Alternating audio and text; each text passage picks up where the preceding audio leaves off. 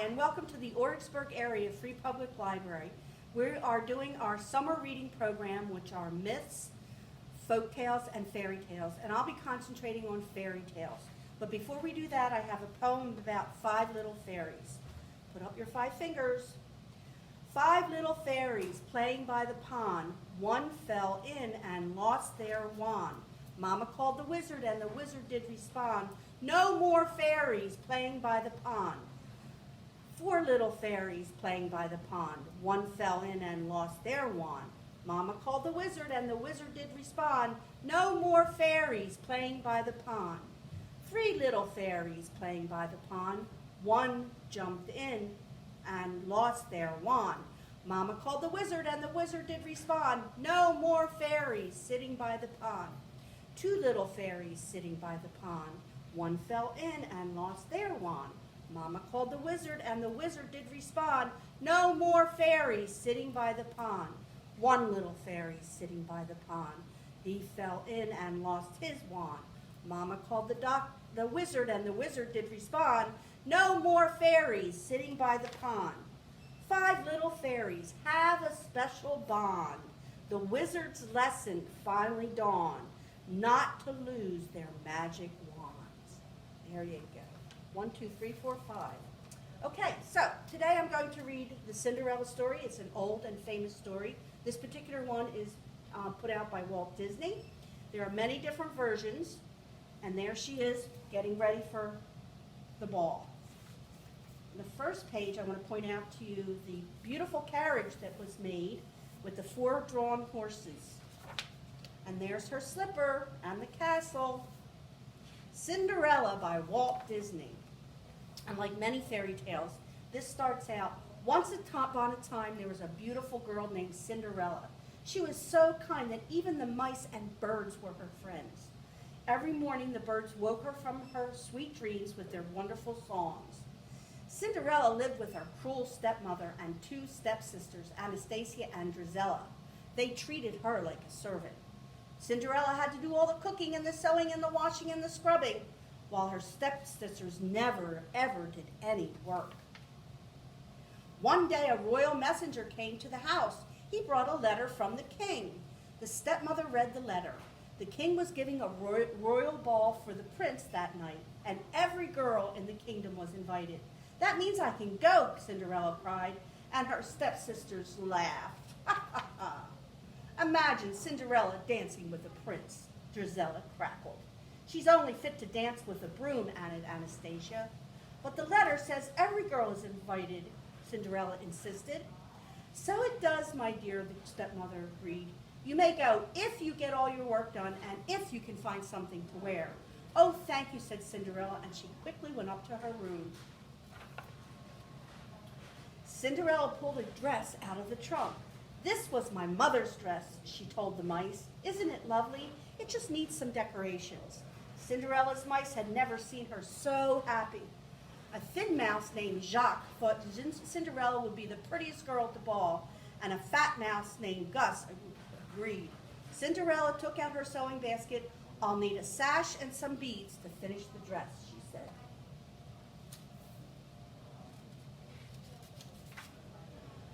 Just then her stepmother shouted, "Cinderella!" Cinderella hurried downstairs. "Cinderella, wash the floors," her stepmother ordered. "But I just washed them yesterday," Cinderella said. "Well, wash them again," snapped the cruel woman, "and dust the drapes and clean the windows and finish the sewing." The mice felt sorry for Cinderella. "Cinderella do this, Cinderella do that," Jack said. "Cinderella will never have time to fix her dress. Then her stepmother won't have to let her go to the ball." "Poor Cinderella," Gus agreed. One of the mice had an idea. "Why don't we fix the dress for Cinderella? We can do that." All the animals agreed to help. Gus and Jack sneaked through the stepsisters' room. Drizella and Anastasia were getting ready for the ball. "This sash is old," Anastasia said, "and these beads are horrible," said Drizella. They threw those things away. Gus and Jack took the sash and the beads. "Pretty, pretty," Gus exclaimed. "Shh," Jack hissed. He was afraid that they would wake Lucifer the cat. But the mice made it safely back to the attic with their treasures. Soon every beak and paw was busy. The mice measured and cut and sewed, and while they worked, Cinderella helped her stepsisters with their gown. Soon it was time to leave for the ball. While Cinderella, her stepmother sneered, "You're not ready. What a shame." Cinderella slowly climbed the stairs to her room. "Oh, well, what's a royal ball?" she said. "It would probably be dull and boring and completely wonderful." But her dress wasn't finished and she couldn't go. Cinderella opened the door to her room and, "Surprise!" shouted the mice and the birds. Cinderella thought she was dreaming. Her dress was beautiful. "Oh, thank you," Cinderella told her friends. She put on the gown and hurried downstairs. "Isn't my dress lovely? May I go to the ball?" Cinderella asked. Anastasia and Gisela gasped. "Mother, she can't." "Well, we did have a bargain," said the stepmother. At that moment, the sisters recognized the things they had thrown away. "My stash!" Anastasia wailed. "My beads!" Gisela shrieked. The sisters tore at Cinderella's gown. They took back the sash and the beads, and Cinderella was left in rags. Then Gisela and Anastasia went to the ball with their mother. Cinderella ran to the garden. She tried to remember her sweet dreams, but she didn't think they would ever come true. Her animal friends had never seen her so sad. "There's nothing to believe in, nothing," Cinderella sobbed. She didn't notice the lights that twinkled and danced all around her. But Jacques and Gus did. They hardly believed their eyes. The lights turned into a kind-looking woman. The woman patted Cinderella's head. "You must believe in something, or I couldn't be here. And here I am. So dry your tears. Now, where did I put my wand?" The woman was Cinderella's fairy godmother. Everything she needed to help Cinderella was right there in the garden. The fairy godmother waved her wand. Bibbidi-bobbidi-boo! 4 mice turned into 4 white horses. Bibbidi-bobbidi-boo! A pumpkin turned into a beautiful coach or carriage. The horse became the coachman and the dog became the footman. And everything was ready. The fairy godmother was very pleased. "Hop in, my dear, we can't waste time," she urged. Don't you think my dress," Cinderella began. "Oh, good heavens, child, you can't go like that," said the fairy godmother. Bibbidi-bobbidi-boo. Suddenly, Cinderella was wearing the gown of her dreams, and on her feet she had glass slippers.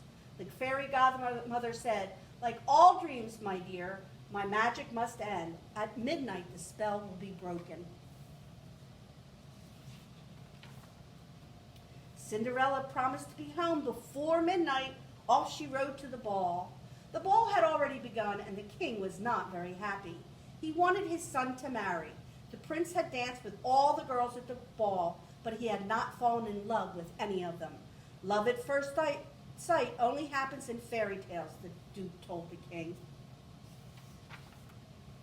At that moment, Cinderella made her entrance. The prince stared in wonder. Here was the girl of his dreams. The prince asked Cinderella to dance. Cinderella and the prince danced around the ballroom. Everyone wondered about the beautiful girl. "Do we know her?" Gisela asked. "The prince seems to," Anastasia said jealously. "There's something familiar about her," said the stepmother. When the dance ended, Cinderella and the prince walked to the garden. They were falling in love. Suddenly, the clock began to strike midnight. "I must go," cried Cinderella. "Wait," called the prince, but Cinderella couldn't wait. As she fled, she lost one of her glass slippers. The prince showed the glass slipper to the duke. "Find the girl whose foot fits this slipper. I will marry her," the prince said. Meanwhile, Cinderella's dress had become rags. The coach was now a pumpkin. The horses had become mice again, and the coachman and the footman had turned back into the horse and the dog. All that Cinderella had left was one glass slipper. The duke searched the entire kingdom for the girl whose foot fit the slipper. Soon, everyone knew that the prince would marry that girl. When Cinderella heard this, she got a dreamy look in her eyes. The stepmother saw that dreamy look. I don't want Cinderella. She did not want Cinderella to marry the prince. So she locked Cinderella in her room. The stepmother put the key in her pocket and left. Jacques and Gus saw everything.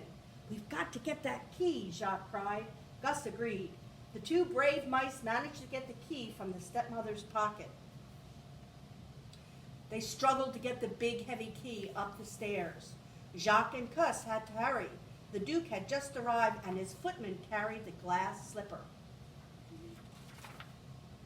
Anastasia tried on the slipper. Her foot was much too big. Drizella tried next. She couldn't even fit it onto her toes. Are there any other ladies in the house? Asked the Duke. There is no one else, the stepmother answered. The Duke was about to leave when Cinderella came down the stairs. Jacques and Gus had freed her. May I try on the slipper, she asked. But the cruel stepmother tripped the footman, and the footman fell. And the slipper broke. Oh no! Luckily, Cinderella had the other glass slipper. Of course, it fit perfectly. Cinderella and the prince were soon married. It was Cinderella's dream come true. Jacques and Gus weren't surprised because they always knew that if you keep on believing, that's just what dreams do. And that is the end of the Walt Disney Cinderella. Now you're invited to come into the library and pick up a craft bag so that you can make your own coach with the 4 horses. Hope to see you soon. Thank you.